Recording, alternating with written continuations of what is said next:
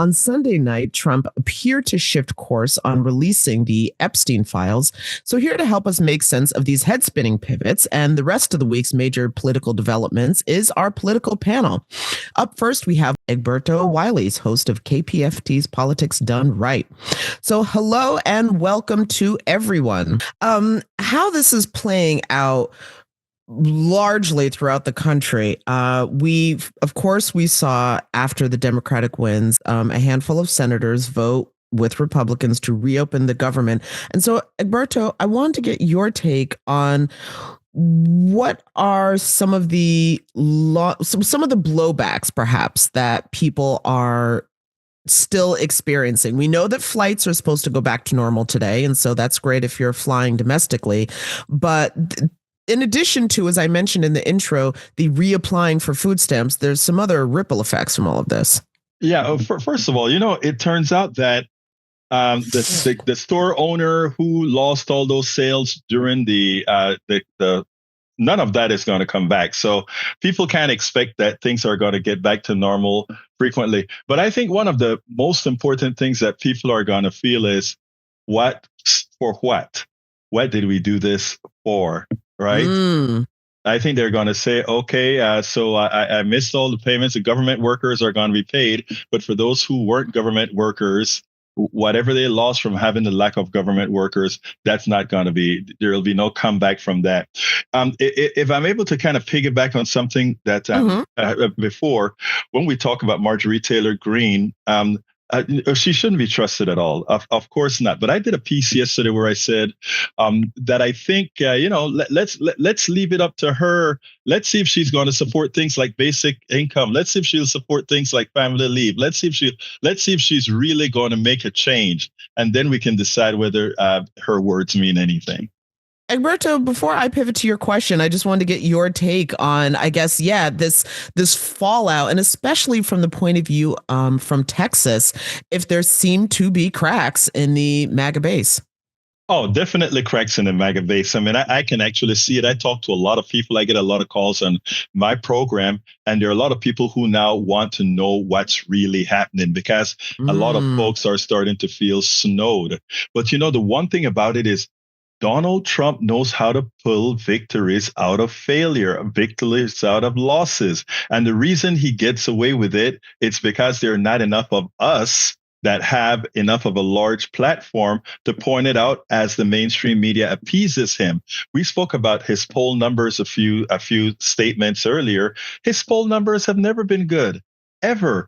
Donald Trump never had the clout that he for which he's given by the mainstream media. This is a created figure of being a wealthy man that wasn't wealthy until he got to the presidency and was able to steal wealth with the things that he does. So I mean, our system just have that manner of deciding who they will anoint. If I may say something real quick. I would like folks to see what a leader looks like. There is a documentary on TV now called Prime Minister, and it documents Jacinda Ardern's path to the Prime Ministry of New Zealand. When you watch that, you see what we should hope for. First of all, I think women in the last few decades have made much better leaders, and when you see what she had to go through, you can understand why. Okay. All right. And I believe that is we don't need to name the network's name, but it is a legacy network and you can probably find it streaming, etc. But also, Egberto, I wanted to ask you because news just broke that China is expanding its desert nuclear testing site. And with, of course, President Trump announcing earlier this month that for the first time since 1991, the U.S. would resume testing nuclear weapons. What are you making of all of this? First of all, Trump always, without knowing, always create international. He always gives people the necessary permission to do things. China has signed a non-proliferation treaty as well. But here's the thing. If he goes out and he says, we are going to start doing this, of course, China is going to say the same. And yes, the satellites have already picked up boreholes in some of China's deserts where they've actually had boreholes that one could test nuclear weapons. So yes, he's open in the state of, he's given China permission to test things we hope they wouldn't have tested. With the boats in the middle of the ocean that he's blowing up, he's given other people permission to say, well, you're sending arms to our country. We are going to do the same things.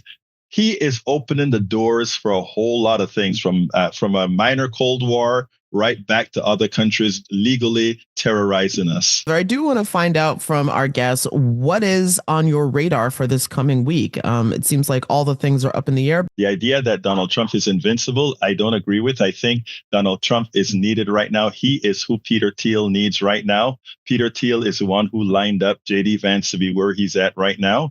I think when Donald Trump loses his usefulness, they'll then let him go. Right now, as Dave said, he's still useful. Because remember, Donald Trump doesn't know much. He's just performative, and it's useful and it's working right now.